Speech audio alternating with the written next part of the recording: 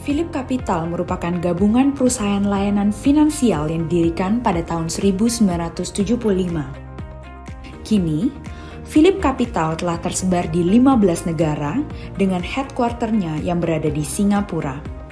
Negara-negara lainnya adalah Indonesia, Kambodia, Malaysia, Thailand, Vietnam, China, Hong Kong, Jepang, Australia, India, Turki, Uni Emirat Arab, Inggris, Prancis, dan Amerika. Sebagai member dari Phillip Capital, PT Phillip Futures merupakan sebuah perusahaan pialang perdagangan berjangka komoditi yang berada di Indonesia.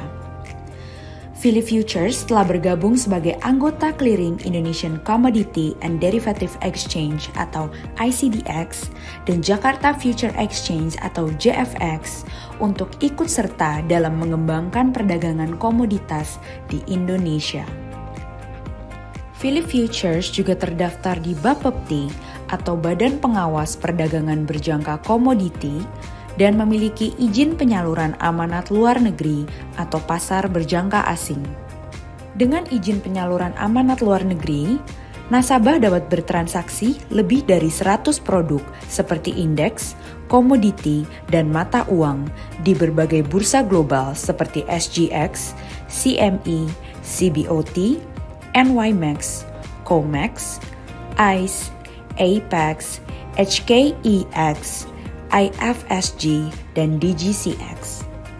Misi dari Phillip Futures adalah membantu nasabah untuk mencapai kesuksesan finansial di pasar komoditas dan derivatif. Phillip Futures, bringing global markets closer to you.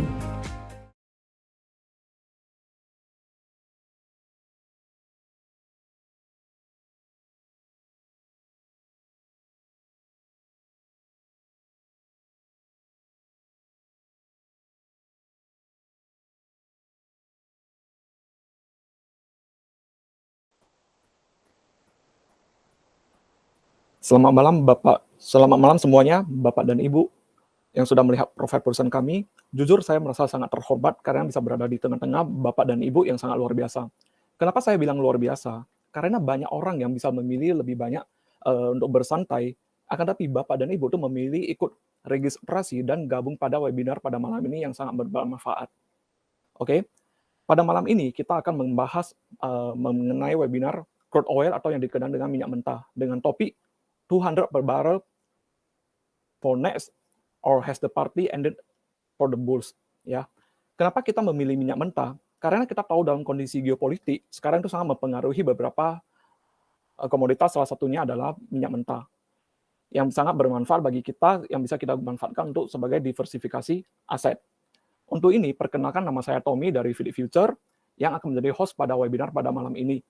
Di mana pada webinar malam ini diselenggarakan oleh Phillip Future yang merupakan anggota dari Phillip Capital yang berkolaborasi dengan bursa CME untuk menghadirkan pembicara yang cukup terkenal yaitu Mr. David Low. Ya, beliau tuh dikenal sebagai trader dan edukator.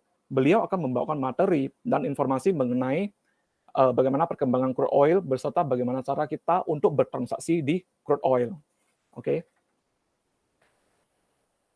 Berikut adalah outline webinar pada malam ini. Bisa Bapak dan Ibu lihat, yaitu di pertama yang sudah Bapak dan Ibu lihat juga di pengenalan Phillip Future, yang kedua tuh di pembukaan, ketiga untuk pemaparan materi oleh Mr. David Low, yang keempat itu adalah sesi tanya jawab, dan yang terakhir itu ada penutup. Oke, untuk Bapak dan Ibu yang ingin memberikan pertanyaan mengenai crude oil ataupun mengenai seputaran Phillip Future, itu bisa langsung ketik di kolom YouTube live chat atau WhatsApp kami di 0855 9906 525. Itu bisa dalam bentuk bahasa Inggris ataupun dalam bahasa Indonesia. So, let's welcome Mr. David Low. Thank you, Tommy. Thank you for the nice introduction kepada semua Bapak, Ibu, and friends and participants in Indonesia. Selamat malam semuanya. I'm still trying to learn bahasa Indonesia. Let me see whether these few months I can pick up some bahasa Indonesia. Okay, bahasa Malaysia boleh sedikit. Oke, berarti Mr. David Low tuh bisa memahami bahasa Indonesia juga ya? Gitu. Yes, I understand everything that Tommy said just now. Oke, Siap. So thank you so much, Tommy. Let me switch on to my screen. Okay, hold on a Oke. second.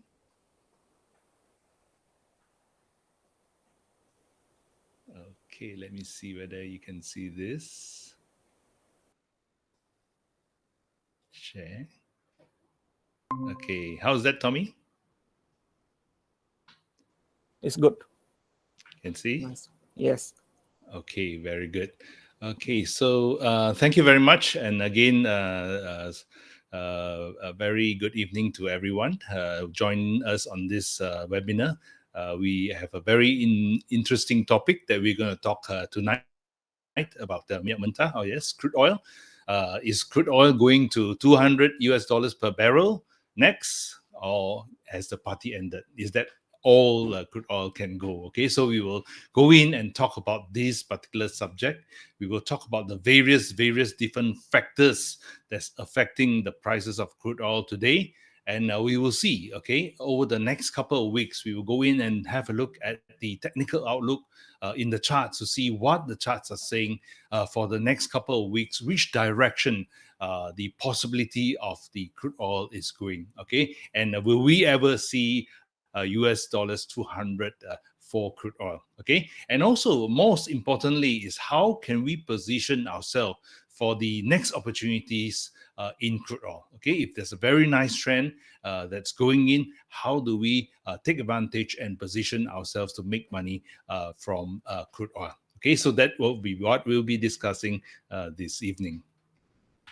Okay, so before I go into the slides, okay, in order not to distract you, I shall put off my camera first, and I will be back later during the Q&A with the camera, so that it's not too distracting for you, right? So I'll just switch off my webcam first, if that's okay with you.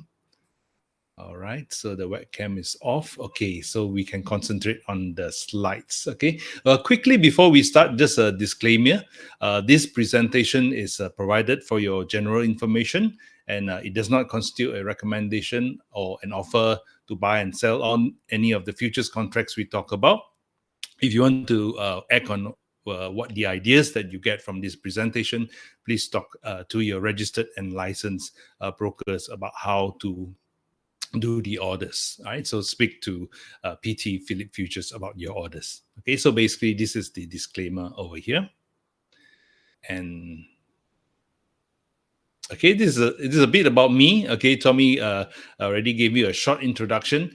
This is what I do. I am a full-time trader, as well as managing my own consultancy in education and also designing of trading strategies for private and also for corporate clients. Okay, of course, in the futures industry, in equities and commodity futures markets, which I have spent the last 25 years in Malaysia.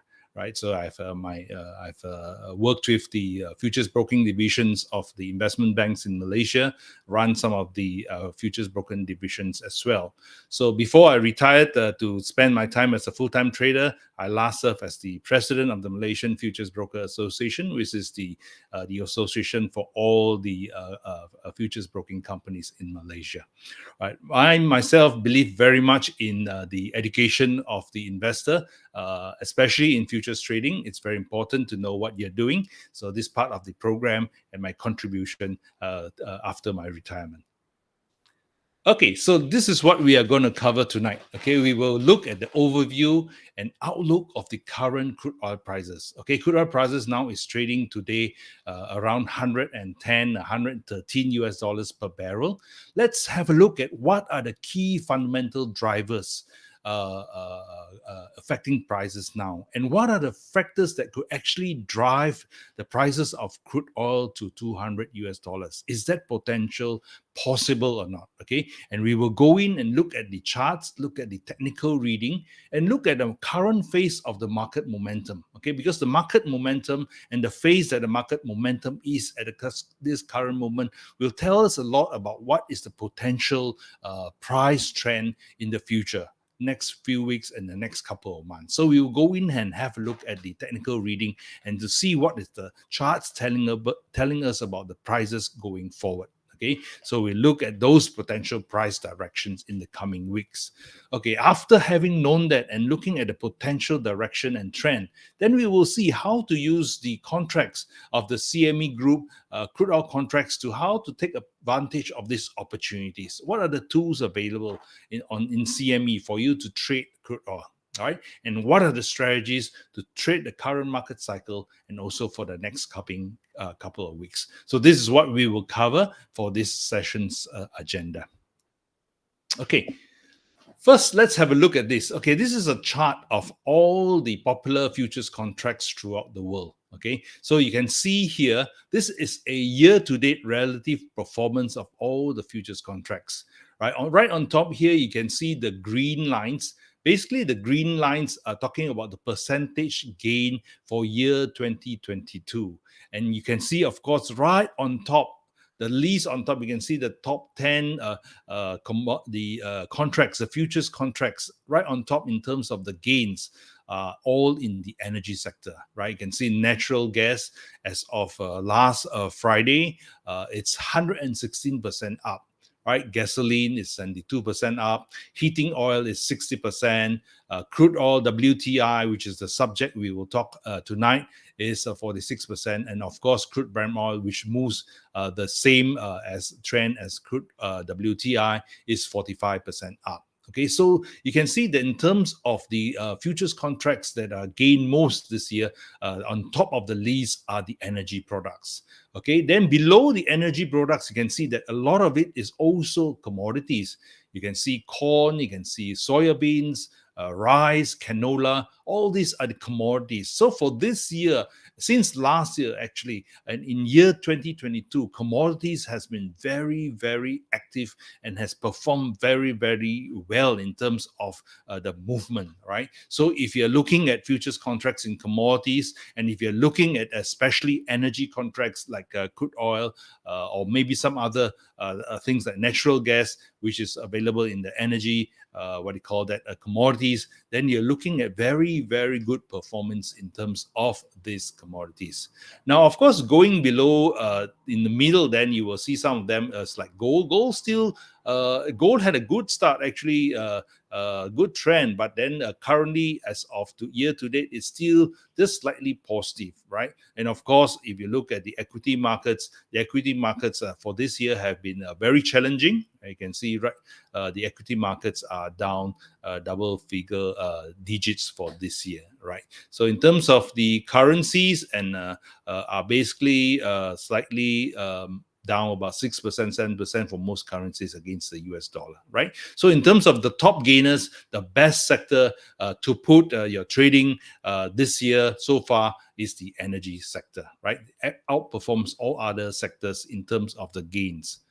So if we go in and see why that is happening, okay, and we talk about this question of $200 oil, is it a possibility or is it a fantasy that people are just talking about it? Okay, actually, the $200 oil for the last couple of months, a lot of even the big investment banks in the US have been talking about the possibility of that happening. Of course, this is not going to happen tomorrow, but in the long term, if you're talking about something like 6 months to a year or maybe 1.5 years, there's a possibility of looking at the oil at 200. Okay, and what are the factors that actually pushing this particular price? Okay, as you can see in this chart over here, right? Basically, this chart looks into the last almost 2.5 years in the oil market. Of course, you had the very, very historic drop of oil due to the COVID-19 pandemic. In year 2020, you saw oil actually had a waterfall drop to very, very low levels. In fact, in the exchange, it went to negative for a day during that particular expiry of the contract, right? Basically goes down to nearly 10 US dollars in terms of the other contracts. But then from there actually started to climb, okay, and started to climb until it hit a peak of 130 US dollars per barrel on 7th of March this year, okay? And then for the last couple of weeks, it has been consolidating between 95 to 110 US dollars, okay? So what are the factors that is possible that will make oil go towards 200, okay? Of course, we have a very, very, situation currently due to the conflict in Ukraine. You see a lot of the oil exports have Russian oil exports have been what do you call that? Not so much flowing into the world market due to this conflict. Okay, you also have factors like the U.S. Possible U.S. sanctions that the European Union is talking about in terms of oil embargoes on Russian oil. Okay, you are also basically to see that due to this reduction in the supply in the oil markets globally, even the U.S. production has failed to fill that particular void. Okay, and the biggest producers in the world, OPEC and OPEC Plus members, currently until today still are not really boosting much in production. So all these what do you call that factors, including the global oil supply shock, has been basically supporting the prices above $100. Okay, so what is the next push? What is the next factor? Well, that will boost oil towards 200 if that is a possibility. So we will look at some of those factors that we want to consider when we are trading oil. Okay, so let's move on. Okay, what are the key drivers for WTI crude oil? Of course, WTI is the US crude oil. What are the key drivers? So these are what all the players and traders will be looking at. Okay, oil inventories. What is oil inventories? Basically, the stock of oil in the US. And today is Wednesday. Today, every Wednesday is an important day because at 10:30 the US time, our time, in Indonesia will be 9:30 later.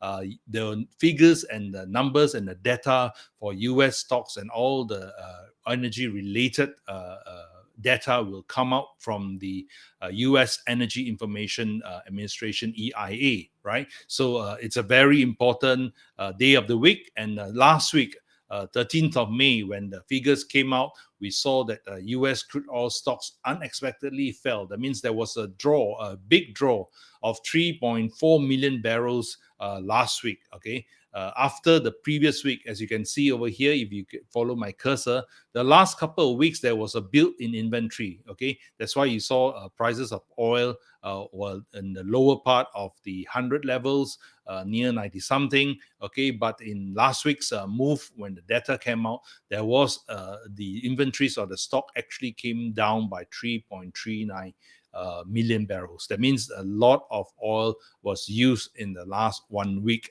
when the data came out, right?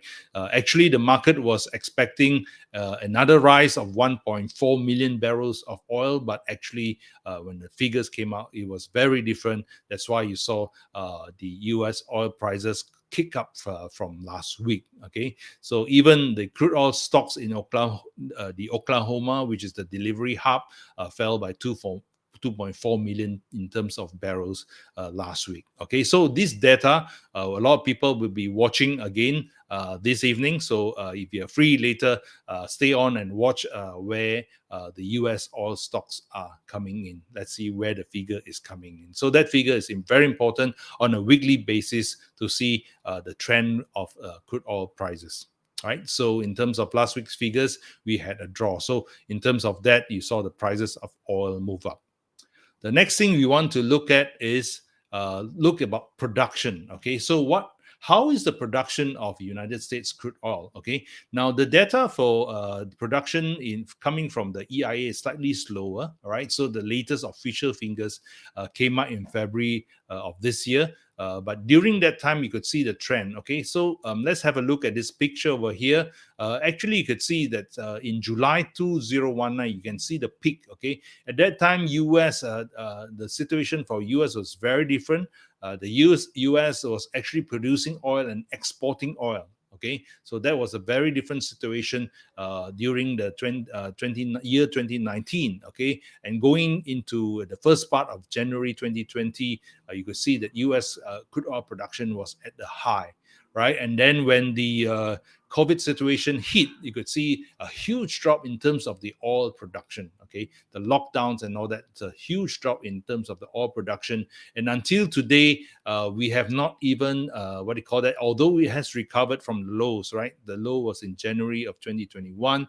It has recovered, okay, but it's still below pre-pandemic levels. Okay, it's still below the January 2020 levels, or even the high in 2019. Okay, but in terms of oil production, is slowly recovering, right? So the latest production figures is 11 million barrels per day in February of 2022, right? So let's look and see what other figures in terms of production. Okay, so in terms of US rig counts, okay, this is in terms of supply.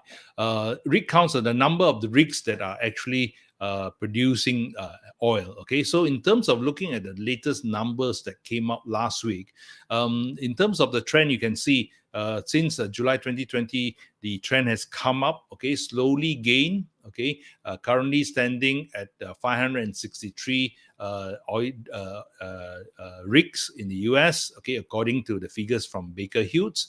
And this figure is actually the highest since April 2020. So in terms of the number of drilling rigs coming for production, it is climbing steadily. Okay, but we did say just now that even though we see US oil production going up, but it's not being able to keep up for the supply shortage from other parts of the world, right?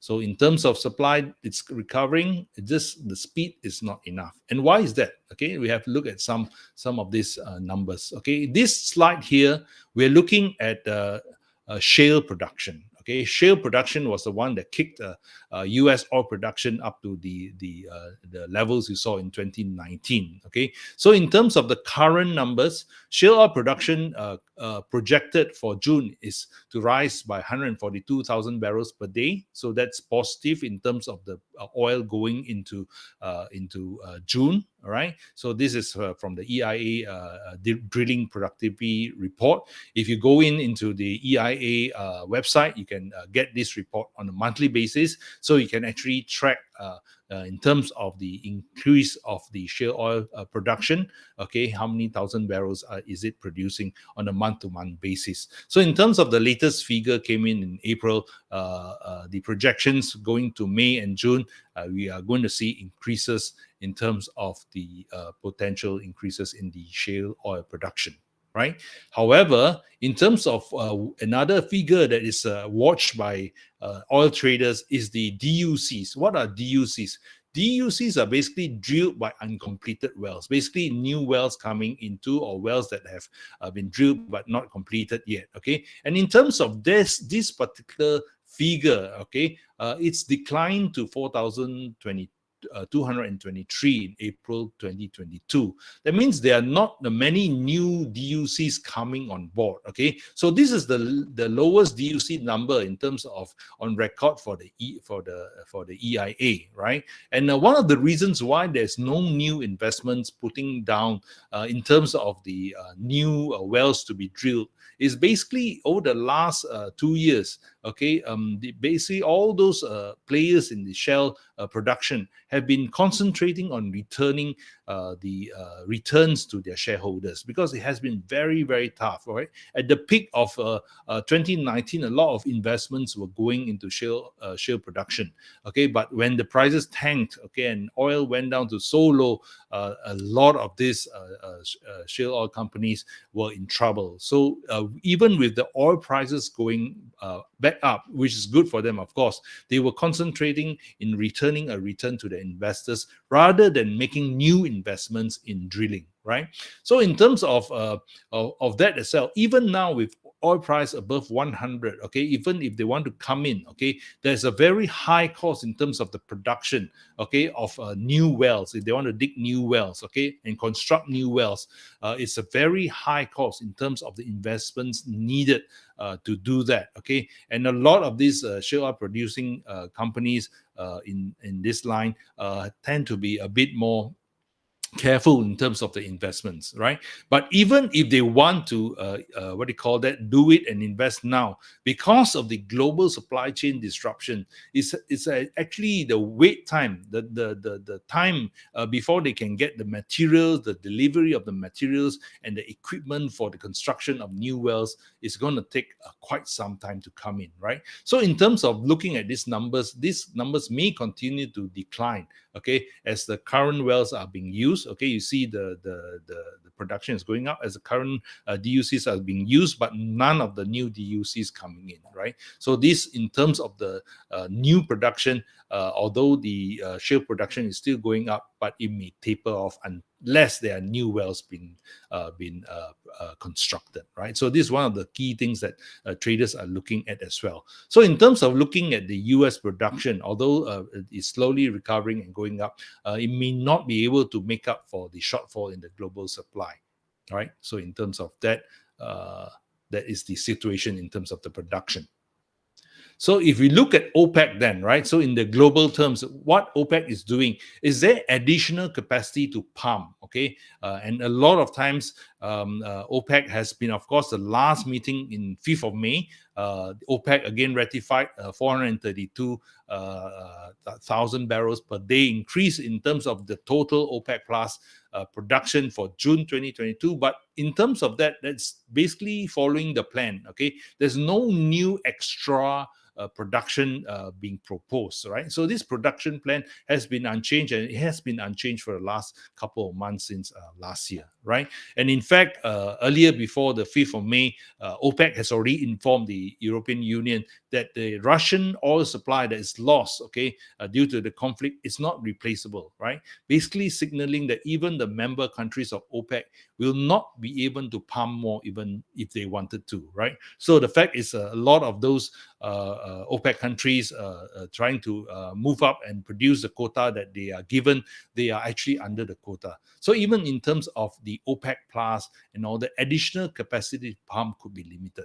So in terms of looking at this OPEC situation, okay, it's not going to be able to really add supply into the market, okay, even though every month they are increasing slowly the production, the crude oil production going to the market, right? So prices can, in this kind of situation, will still be likely to be very, very firm because of this situation, right? Because the new supplies, and you looked at the US production, that is going to be quite challenging going in as well.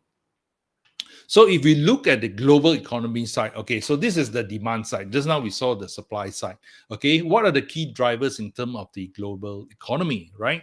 So this slowing growth, okay, so over the last couple of months, the impact of the Ukrainian-Russian conflict, of course, you saw slow growth due to this instability, right? So even in the IMF, okay, in their 2022 outlook, basically saying that the economic damage from the conflict will contribute to a significant slowdown in global growth. So even IMF is not very, very positive in terms of their projections. So they reduced their growth projections for 2022, and you could see over here in terms of the global economy, right? 2021 was 6.1%. So now it's been adjusted in 2022. It's 3.6. I think, if not mistaken, the previous figures was 4.2. Now adjusted to 3.6 in 2022, and subsequently in 2023, 3.6% growth in the global economy, right? So in terms of even the advanced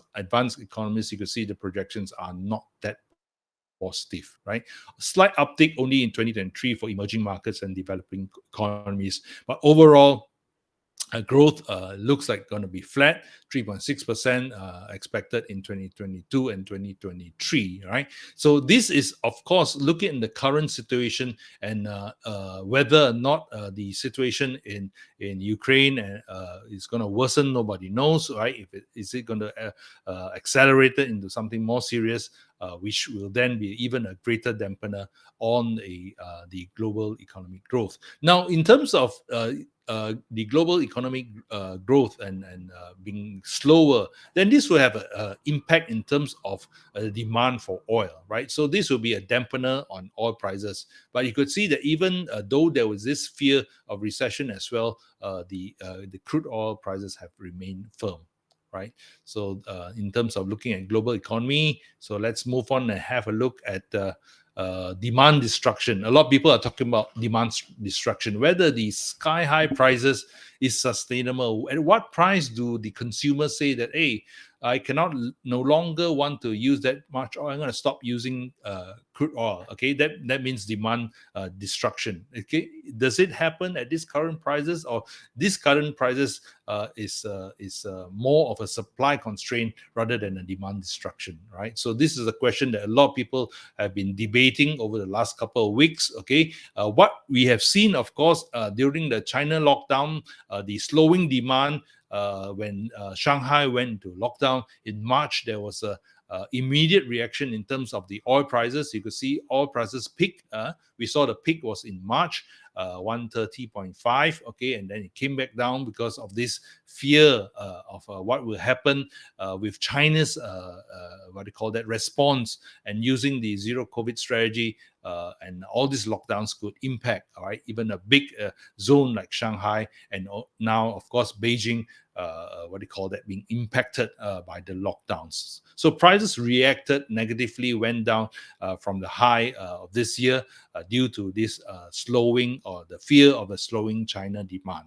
Right. So in terms of demand destruction, so the debate is whether the supply shortage versus demand destruction, which one will win, right? So if supply shortage, the factors are so overwhelming compared to demand destruction, then you will see WTI crude oil prices continue to climb despite the high prices. People somehow have to use oil and energy regardless of what price the market is trading, right? So this is something that we have to look at going forward.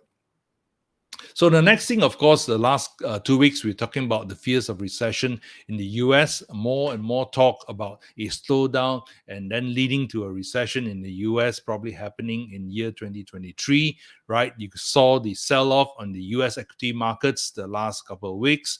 And this is also followed with the fear of a prolonged global slowdown, right? So IMF came down with a revision of those figures, and because of the inflationary pressures. Okay, so crude oil has a very big impact in terms of inflation, right? In terms of the US inflation, of course, currently you saw the last 2 months, the US inflation have gone up to, in March was 8.5%, highest since the last since the 1980s, right? And a big part of this very high inflation numbers is due to the impact of energy, right? Energy contributes about 25% to almost 30% of the component in terms of the inflation data coming out, right? And these inflationary pressures basically are making businesses, or doing businesses very costly, right? And because the cost of doing business is so high, the impact on earnings of companies are actually been heavily impacted. That's why you could see this huge sell-off in US equities. And these are the alarms that people are talking about, and whether that will lead to a recession in terms of in the US, and also a global slowdown. So these are the negative factors in terms of demand. It will reduce demand if people are not very positive and do not no longer what do you call that, use energy as in terms of their business, right? So this is something that the last couple of weeks oil prices have been struggling with. So in terms of China oil demand, so let's have a quick look at the China oil demand.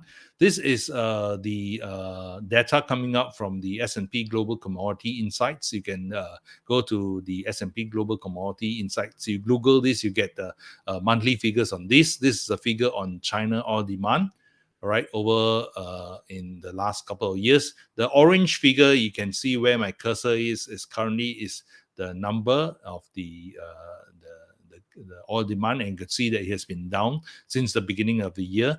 But in terms of the projections, it's supposed to recover. Okay, and this is something that will be very interesting to look at, because if you look at the downward pressure due to these lockdowns that happened since March, okay, basically in terms of looking at that, S&P Global Commodity Insights, they estimate that China's oil demand actually contracted about 11.5%, or 1.7 million barrels per day on this year, basically posting the lowest level since March 2020, right? But in terms of recovery, is China's what do you call that situation in terms of the COVID-19 able to recover? Of course, we are looking at the June 1st reopening of Shanghai.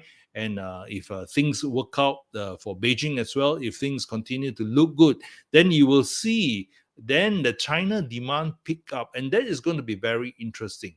Let's say, for example, in this situation now, the oil, even without China buying, and China being one of the biggest clients in terms of the buyers of what do you call that, crude oil in the international market. Okay, so they being absent and they not been contributing to the prices in terms of buying support. If they come in, okay, if they can recover and they come into the market, what would then the China oil demand, if it comes back, will it have a very significant impact, okay, on the prices of oil? So this is something that a lot of traders are watching, okay, whether if the decline is only temporary, right, and could actually spark the next drive upwards for oil prices. Okay, so this is something that a lot of people are looking at, right? The last, couple of months have not been good in terms of China oil demand, but this is the demand that is not existing yet. When they come back, what is going to happen to oil prices? This is something that people are looking at, right?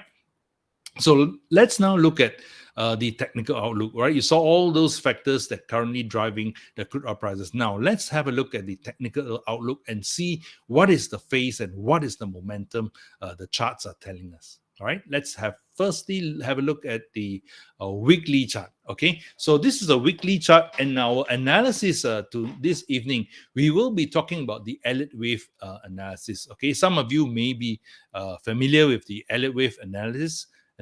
For those of you who are not too familiar with Elliott wave analysis, basically the Elliott wave analysis is looking at the different trends in the market and see the sequential wave counts. Okay, so in terms of the Elliott wave theory, any uptrend, okay, and you can see over here last 2.5 years, this uptrend. Okay, so in terms of any uptrend, there is a series of 5 waves. Okay, so in terms of the 5 waves, you will have the first wave up, then the second wave down, then the third wave up, which is the most aggressive wave. Okay, so and then of course you have a fourth wave, then another fifth wave up. Now, the third wave, which is currently what we are seeing now in the weekly chart, okay, the weekly chart, if you see a third wave, the third wave is the most strongest and most aggressive in terms of the strength of a trend, right? So what we see currently, we are in the third wave. Why is this the third wave? You can see over here, right at the bottom, if you can see this panel over here, okay, the third wave panel, the momentum is at the peak, okay? So the third wave is defined by a momentum that is right at the peak. Okay, although we see some of the red bars over here, which was the consolidation you see over the last couple of weeks after the March high, right? You could see some downturns, but this week, okay, as of closing of last week, you could see that the green bars are coming up. That means momentum is picking up again, and we are in the phase of this third wave in terms of weekly chart, which in terms of the projected price targets could bring you to 182 and 194. Okay, so this particular move has a target of wave 3 at 182 and 194. That's the calculated projected wave 3 target, right?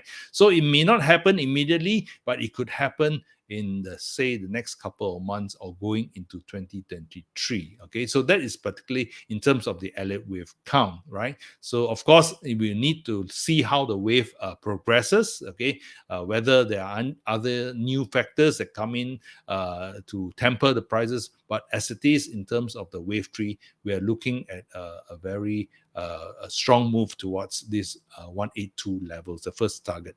right? So in terms of what is the immediate support is at 93 in terms of the weekly chart. So this is the low which was elected during somewhere in April, okay, and then the immediate resistance is of course 130.50, which is the recent high in March. Okay, so this is the current situation in terms of the weekly chart. We are seeing a wave tree. Okay, so wave tree bulls are very strong. Okay, it's taken a rest over the last couple of weeks, but we are looking at a possible resumption of the uptrend. Right, so this is a fresh ascent coming from the wave correction over the last couple of weeks. We go in and look at the daily chart. Okay, so this daily chart is as of last Friday's closing, right? So in terms of the daily chart, okay, so you could see over here, it's also on the uptrend, okay? But now currently for daily chart is on the fifth wave, okay? So what is the fifth wave?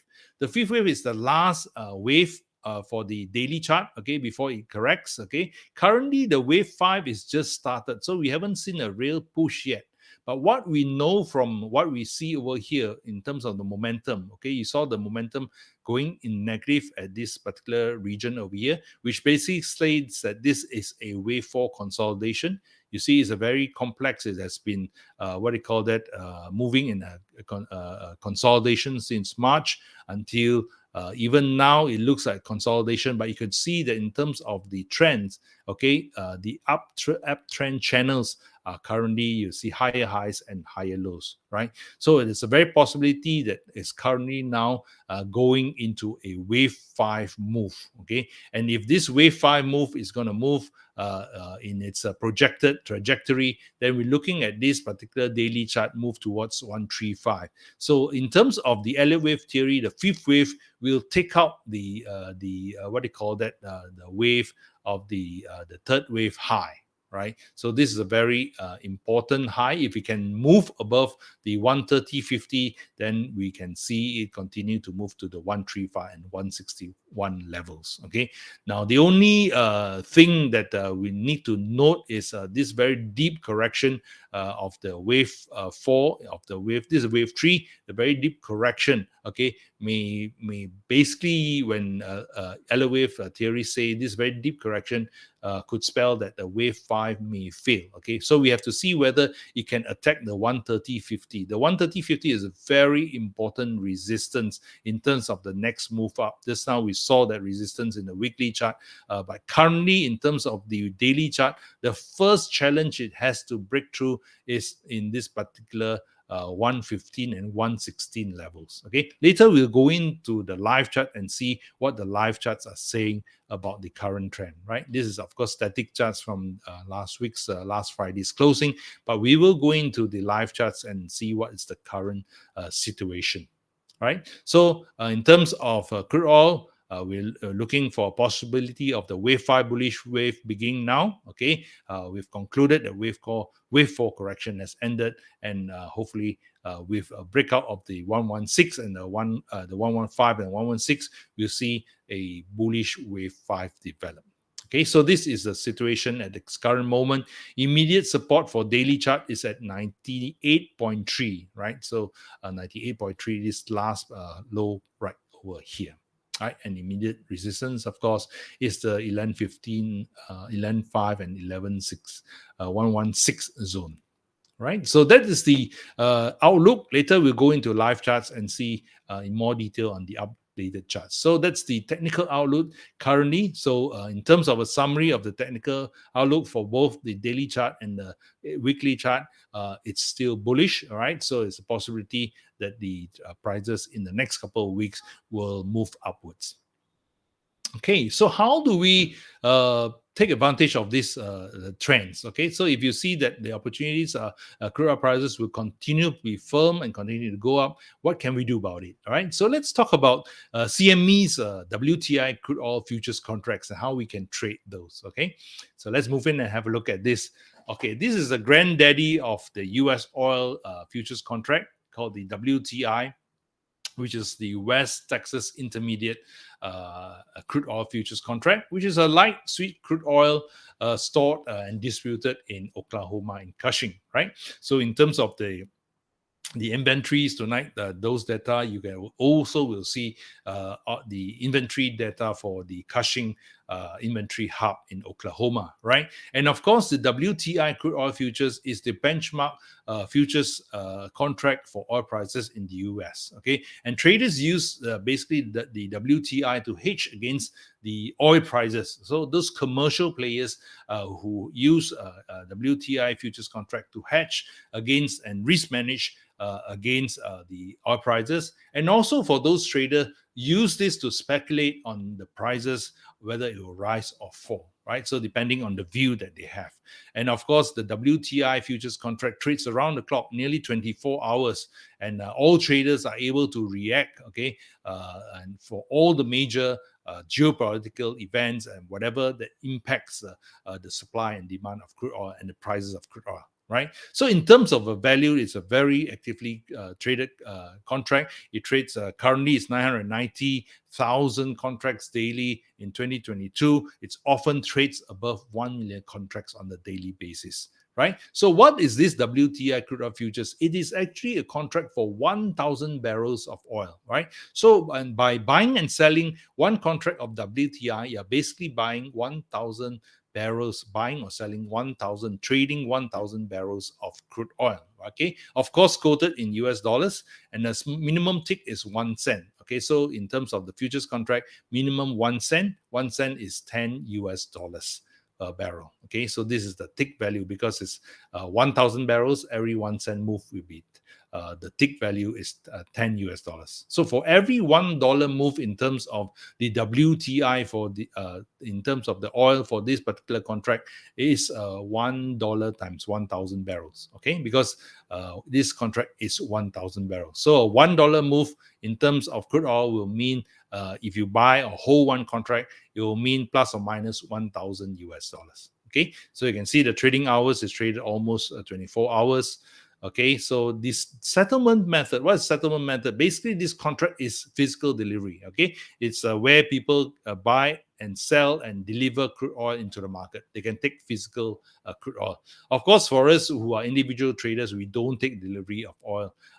We are not in the business of taking 1,000 or 2,000 barrels of crude oil, and that's a lot. But we trade it. We trade the price. Okay, so in terms of delivery, WTI crude oil is actually a deliverable contract. Okay, how much does it take to trade one contract of the WTI? Okay, current margins on the Phillip futures platform is US 9,625. Okay, so that's the required amounts of deposit you need to have to trade WTI crude oil. Okay, so this is the big brother in terms of the WTI crude oil. But if you say, hey, wow, 9,625, this is not a small amount. There is also the latest contract, okay, which was launched last year, which is the micro WTI, MCL. And this is getting very, very popular. Since its launch last year, it's traded close to 20 million contracts already. Basically, it's a smaller contract, all the same features of the WTI, but 1/10 the size, okay? 1/10. So instead of 1,000 barrels, this is 100 barrels, okay? And this one is a cash settled contract, so there's no delivery in terms of the MCL contract.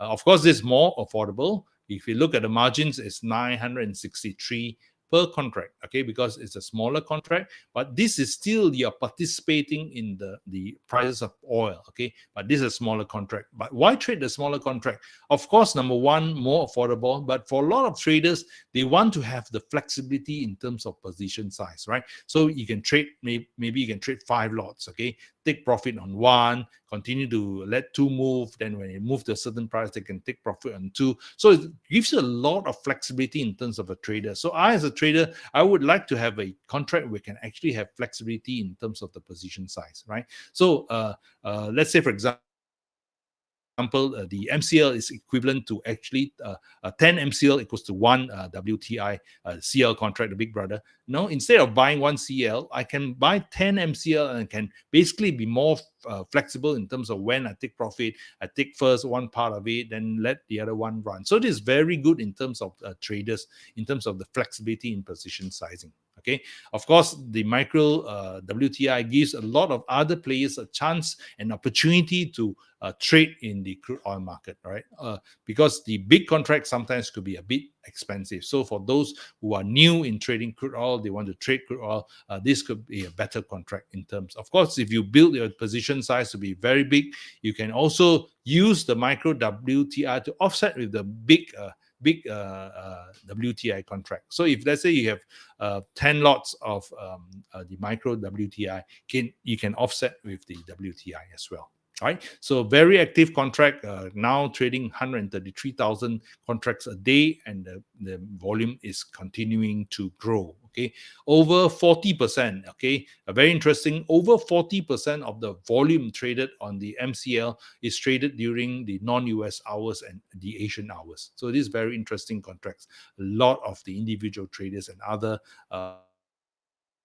smaller traders are trading this contract as well. Okay, so in terms of the minimum tick, it's also same, 1 cent per barrel, but because it's a smaller contract, the dollar value of one tick is $1. Okay, so the trading time is basically the same as the WTI, right?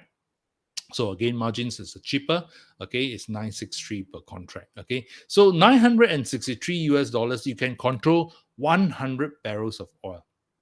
Okay, so if oil currently is at $100 per barrel, you are basically controlling $10,000 worth of oil with 963 ringgit in terms of your deposit. Okay, so that's a very interesting in terms of the leverage because of this margin. Okay, so that's MCL. Now there is also another contract on the on CME, which is the E-mini WTI. Okay, so this is 500 barrels. So on the left, you have the smaller contract MCL launched last year, 100 barrels, which is the micro. Then you have the big brother, 1,000 barrels on the right.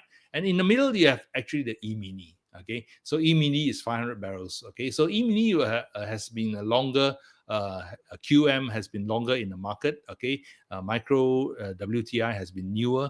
Okay, but micro WTI, to me, I like to trade this contract better because not only is a smaller contract, but it's the calculation is easier. You can see that minimum tick is the same as the big WTI. So this is $1 per contract. This is $10 per contract. But the because it's 500 barrels, the calculation sometimes to me is a bit more complicated. So to me, I prefer the micros. Okay, but of course you know that the E-mini WTI at 500 barrels are also one of those contracts offered by CME. All right. So basically, in terms of the the WTI, there are 3 types of contract depending on what is your favorite size. Some may prefer the 500 barrels. They may trade the 500 barrels. Okay. So in terms of the rest of the expiration and trading hours are the same. All right. So this is interesting in terms of what you can use to trade the opportunities in the crude oil market. Right. So these are the 3 contracts. Let me show you an example of the profit and loss calculation. Okay, so this is a profit and loss calculation if you are buying a micro WTI contract. Let's say, for example, you are buying, say, the current month is July micro WTI MCL. Say you buy at $100 in a bullish, you're basically saying that it's bullish, right? So you buy one contract, okay, again, MCL contract, every contract is 100 barrels of crude oil. So if you're a futures trader, you go long, you buy one, okay, so you have one July contract of MCL at $100, right? You go in and buy one contract. Okay, 2 things can happen. The first thing is July MCL rises. So let's say, for example, it rises to 102, okay? So if July MCL rises to 102, then you have $2 per barrel profit on your contract, okay? And because the MCL is 100 contracts, you multiply the $2 per barrel times 100 barrels, your gain per contract is $200. Okay, and you must remember in terms of the crude oil prices, every single day later we'll have a see actually moves more than $1, $2. Okay, so a $2 move on crude oil is not unusual. It's at these prices is quite common to see this kind of prices. Okay, but let's remember again. Okay, you gain $200. What was your margin just now? Okay, if you can remember just now, the margin for MCL was only 963, right? So let's say, for example, if you buy July MCL and rises to $2, you will have a 200 gain divided by your your 900 in terms of your deposit. Okay, so in terms of this, just a $2 rise would actually mean almost a 20% return on your margins. Okay, so this is something that you need to realize when you're trading the futures markets. You have leverage, and leverage can be a very powerful feature, right? But of course, not every time we buy, the markets will go up immediately, right? Sometimes it can come down, right? So what if July MCL drops to 98? So if July MCL drops to 98, then now we have a $2 loss, right? So in terms of $2 times 100 barrels, then you will have a calculated loss of $200, right? So markets can go up, market can go down. Okay, of course, if your direction is right, you follow the trend, then you will be able to take advantage of that rise. Okay, so this is the example for a bullish market. Now, what if you're bearish? Okay, let's say, for example, you feel that, I don't think all markets are that bullish, so you want to sell. Okay, you can also go on a selling basis. Okay, you can short the WTI MCL. Let's say you go short at $100. Okay, so you short one position, July MCL at 100. And if the market drops, so if July MCL drops to 98, similar to the situation just now we saw, then you will have a $2 gain per barrel because you shorted, right? From 100, it dropped to 98. You have a $2 barrel profit, and multiply by 100 barrels, you have a $200 gain, right? Now, if July MCL were to rise, then it's a different situation. You will have a $2 loss because it actually went down. You wanted it to go down, but actually went up by $2. So you have a loss of $2 times 100. Okay, so basically, in terms of calculating the profit and loss, is actually quite simple, right? So this is an example of how we calculate. Okay, so remember, afterwards we are taking a Q&A as well. So if you have any questions on what we have covered, please put it into the chat group. Okay, and then we will take your questions. Okay, now what I want to do is I want to take you to some live charts to see what is the current crude oil prices doing. Okay, so let me stop share on these slides. I will share with you my browser, and we will look at the current live prices and charts on the crude oil. So bear with me for a while. I'll switch screens.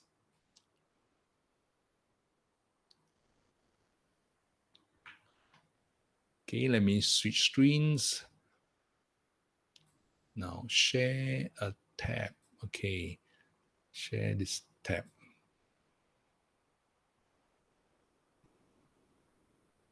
Okay, I hope you're seeing this now. Tommy, are we looking at the chart? Are we good?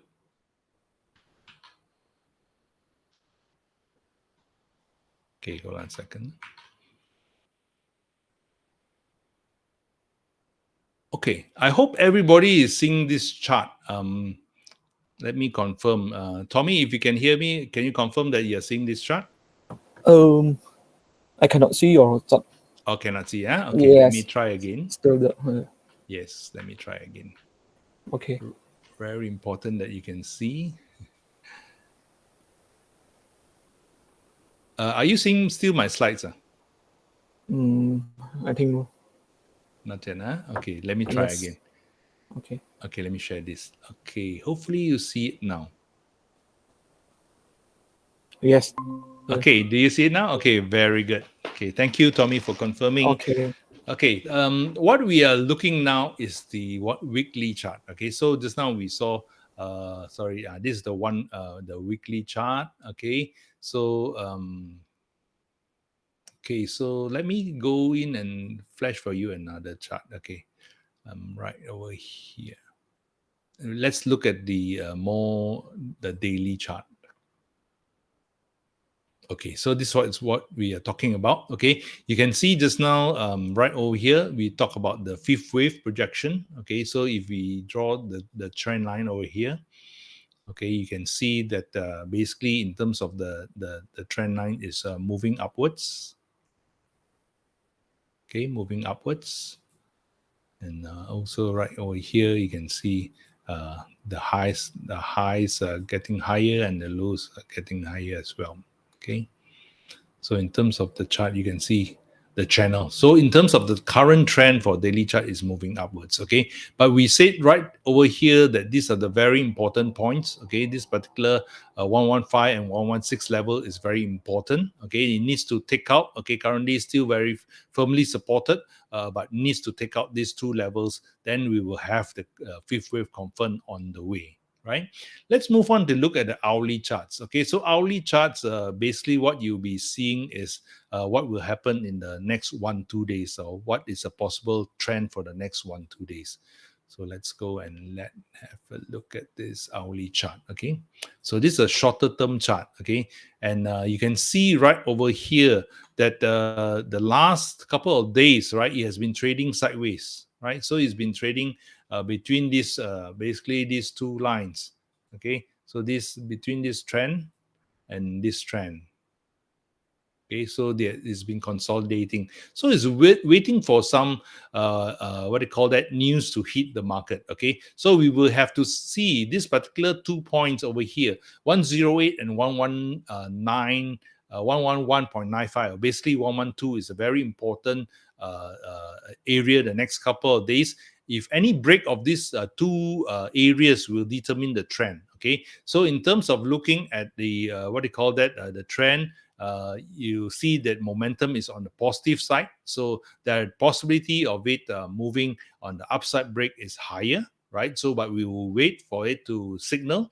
Okay, whether it will signal later when the data come out in 1.5 hours time, we will have to see. So those of you who are watching the crude oil prices tonight, to see whether it can break through the 112, or if it breaks through below the 108.5, then maybe for the short term you'll see some consolidation, right?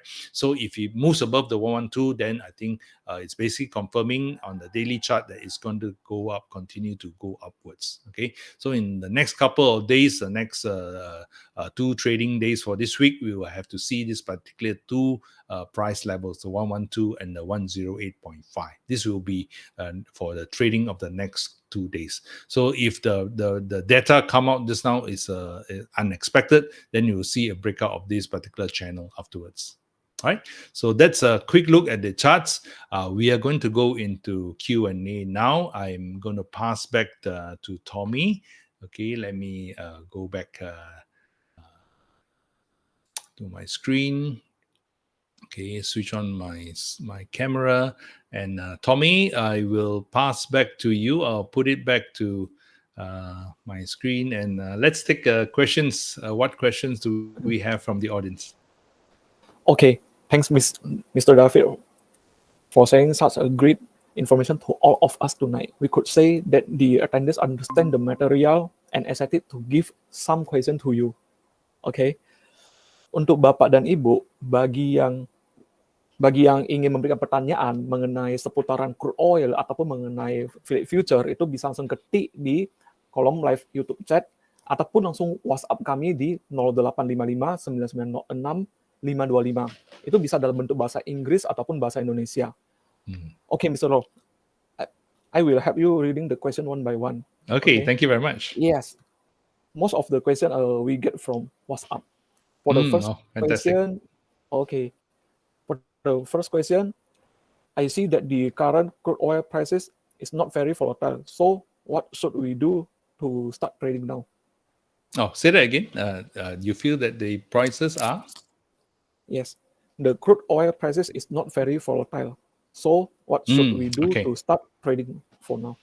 Okay, so you saw this now when we went to the hourly chart. Okay, so it has been the last couple of days have been staying between the 119 and the 108 levels, right? So basically, it's looking for some new stimulus to move the prices. Okay, so it's waiting for something to happen. Okay, whether it's data or not. So for those who are basically looking at this current trend, okay, of course, when you're trading the crude oil markets, you probably like me trade very short time frames. Okay, for me, when I trade crude oil markets, I trade actually intraday. Right, I trade for at night, and then after the night session, after midnight, I will finish my trade, close off, then come back the next day. Okay, some of you may be doing day trading. Okay, but some of you may be trading overnight trades as well, maybe holding for 1 or 2 days. Okay, so for the last couple of days, it's been flat. So as I said just now, the strategy in terms of looking at the next 1 or 2 day trend is to wait for the breakout of the 119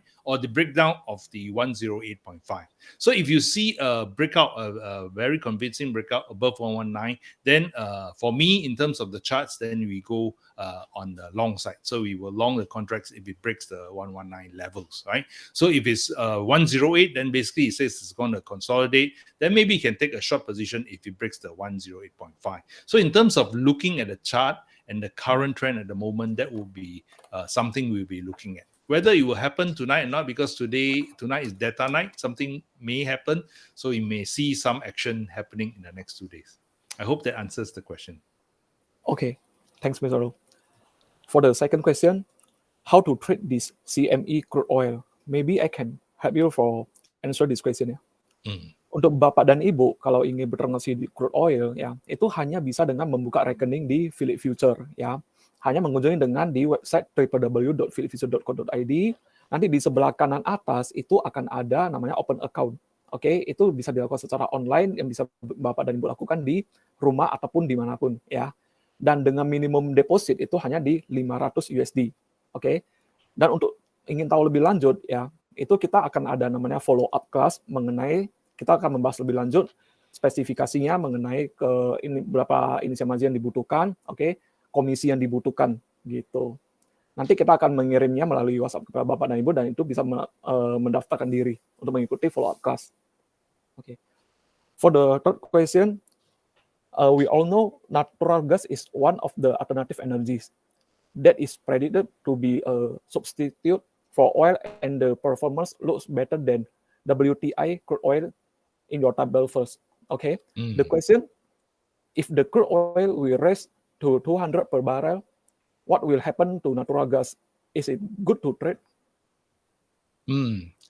Okay, thank you very much for the question on natural gas. Okay, so in terms of trading the natural gas as well, of course, it's another one of those very volatile contracts and very trendy contracts as well. Right. Later, maybe if I can show you a chart later, I can show you natural gas. One of my favorite,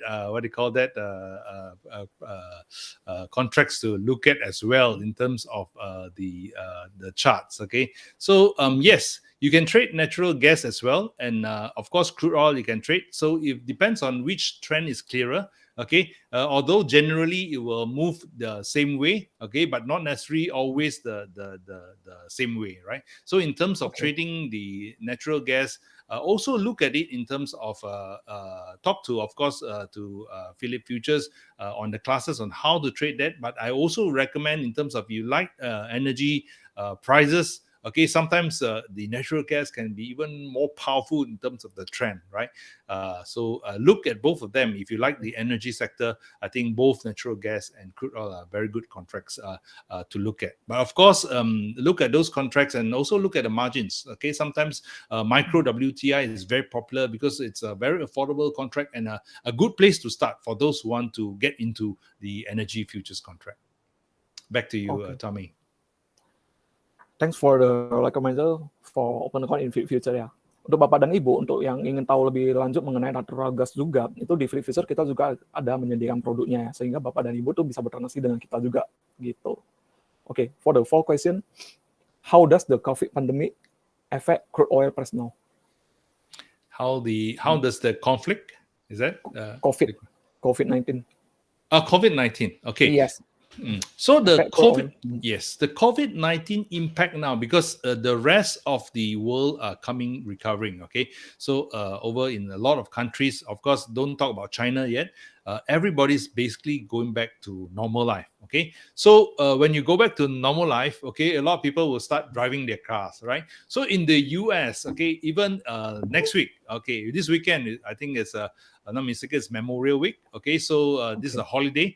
And summer coming, all right, summer holidays, people start to drive, okay? So in terms of the impact of people going back into their lives again, okay? Even for me, the last 2 years, in 2021, 2022, I seldom drive out because we are in lockdown. I can't go anywhere, right? So now I can go everywhere, right? So everybody can go everywhere. So people start to drive. when they start to thrive, they start to use petrol, right? So when that start to use petrol, they consume crude oil. Okay, so when the world goes back, when it goes back to normal life, of course, that's why you can also see the oil demand will increase, right? And already talking about WTI in the US this weekend, people are expecting it to be the driving season. They call it the driving season. Okay, people go out and drive a lot. So when they drive a lot, you consume petrol, you consume crude oil, and that is very supportive for the oil price. Okay, now the thing is this: what about China? Okay, because when you talk about COVID-19, the strategy for China we discussed just now is different, right? So if the strategy for COVID-19 in China, if they are able to get out, because they have a very different strategy in terms of handling COVID-19, if they are able to recover, okay, so Shanghai opens June 1st, right? So if Beijing are able to control it and they come back, and then China recovers, then that is the added bullishness to the prices as well. So in terms of these two factors, the world going back up and also China recovering, if China can come back from the lockdowns, then we are going to see very, very supportive of a very strong surge in the crude oil prices. So I hope that answers the question, Tommy. Okay, thanks. Okay, for the next question, we have seen crude oil price weaken to below the zero level. Will it happen again? Okay, that's a very, very interesting question. Something which I think all traders we've seen once in our life. Okay, but oil prices going to zero and below is a very unique situation. Actually, we may never ever see that happen again. Okay, if you ask me personally, I don't think it will ever happen again. Right? So oil prices are likely to stay higher. I don't think you'll approach, in my opinion, back to those levels. Okay, but we've seen it historically. At least we have witnessed it at least once in our lifetime. Okay. This is the last question I get. Yes. We know that America is a major producer of shale oil. Will shale oil completely replace crude oil?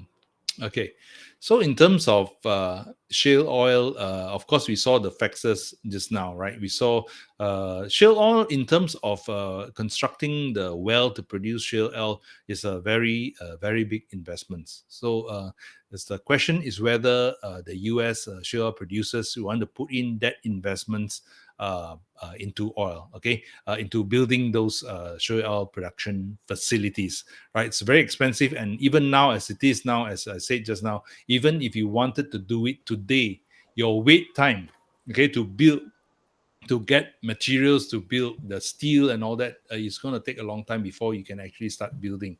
So in terms of shale oil production coming back into the market, it's likely to be slower, okay, because of these factors, okay, global supply chain disruptions and all that. And then whether they have the incentive to invest, because they really got hit in 2020. They got hit so bad, okay, that a lot of people are basically saying that, hey, I'm never going to do that again, right? They went through the horrors, okay.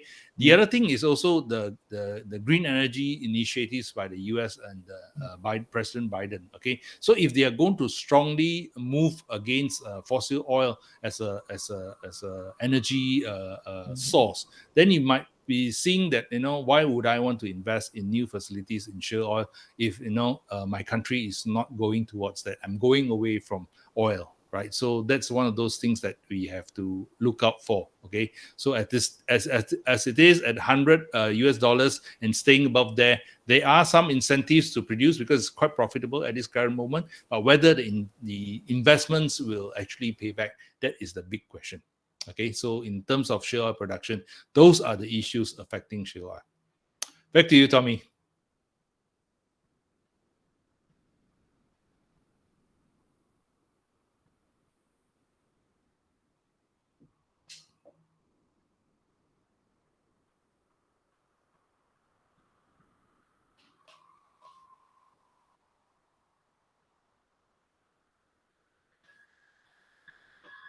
Hi, Mr. David. Sorry. I have some trouble for my network. Do you want me to repeat the answer?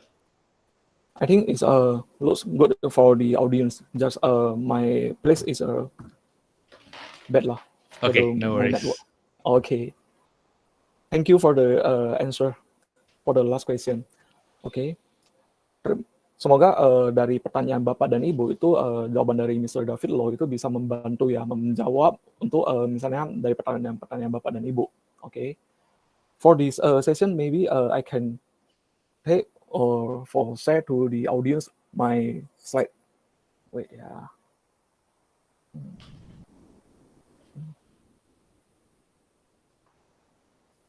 Okay. Okay. Can see clearly my slide? Yes, I can see. Okay. Untuk Bapak dan Ibu ya, kalau ingin melakukan pembukaan rekening di Phillip Future ataupun ingin melakukan pembukaan akun demo, itu bisa langsung ambil HP, buka kamera, dan langsung scan di QR code yang tertampil di layar Bapak dan Ibu. Oke. Untuk yang di sebelah kiri itu adalah untuk pembukaan akun, ya, untuk pembukaan rekening di Phillip Future, dan yang di sebelah kanan itu ada pembukaan akun demo.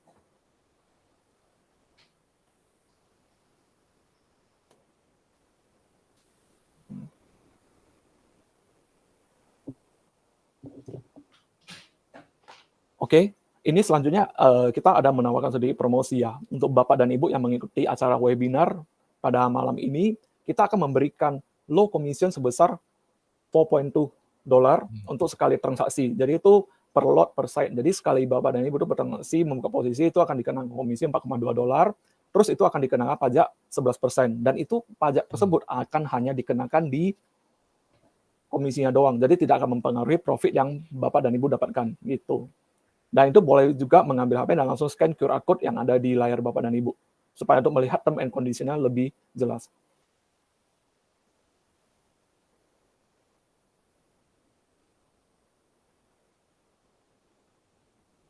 Oke, selain micro WTI Crude Oil Future, kita juga mempunyai promosi lainnya. Seperti kalau Bapak dan Ibu, kalau yang sudah mendengar namanya indeks Amerika ya, apalagi kayak indeks S&P 500, Nasdaq 100, Russell 2000, and Dow Jones, ya, kita juga mempunyai untuk pengurangan komisi untuk Bapak dan Ibu yang membuka rekening yang di malam hari ini, yaitu sebesar 3,8 USD. Ya. Dan di sampingnya ini, kita juga ada menawarkan promosi, yaitu untuk enjoy low commission for FTSE Indonesia Index. Gitu. Jadi itu sebesar 20% off, di mana kalau kita hitung itu sebesar $8 untuk per komisi, per transaksi. Gitu. Nah, di sini saya akan menjelaskan sedikit ya, mengapa Bapak dan Ibu itu harus membuka rekening di Phillip Future dan harus bertransaksi di tempat kita. Yang pertama itu adalah open today, trade next day, di mana Bapak dan Ibu itu melakukan pembukaan rekening di Phillip Future itu sudah bisa dilakukan secara online, ya. Dan itu kalau sudah pengisian data semua sudah lengkap dan di-approve dari kita, itu kebesokan harinya itu Bapak dan Ibu itu bisa langsung deposit dan itu bisa langsung bertransaksi. Oke. Untuk yang kedua, kita memiliki lebih dari 100 produk yang bisa ditransaksikan. Jadi dengan hanya membuka rekening di Phillip Future, Bapak dan Ibu itu bisa bertransaksi berbagai jenis produk seperti indeks, komoditas, metal, energi, dan agriculture, soft komoditas. Ya. Terus yang ketiga itu soft web-based trading platform.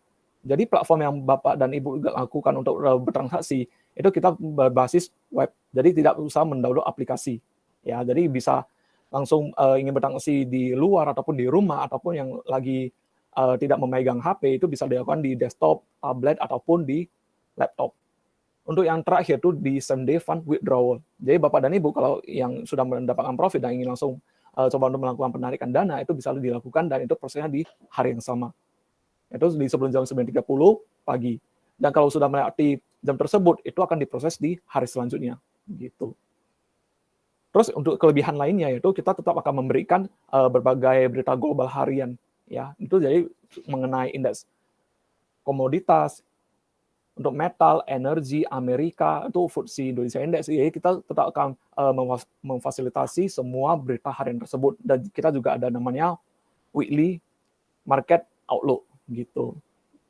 Nah itu dengan hanya bisa mengunjungi bisa melihatnya di website kita itu di www.phillipfuture.co.id ataupun mengunjungi di Facebook di PT Phillip Future dan di Twitter di Phillip Future dan di Instagram di Phillip Future juga gitu.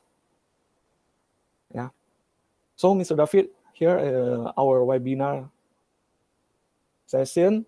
I will do closing after for this webinar tonight. Okay. Thank you so much and Okay. selamat malam ke semuanya.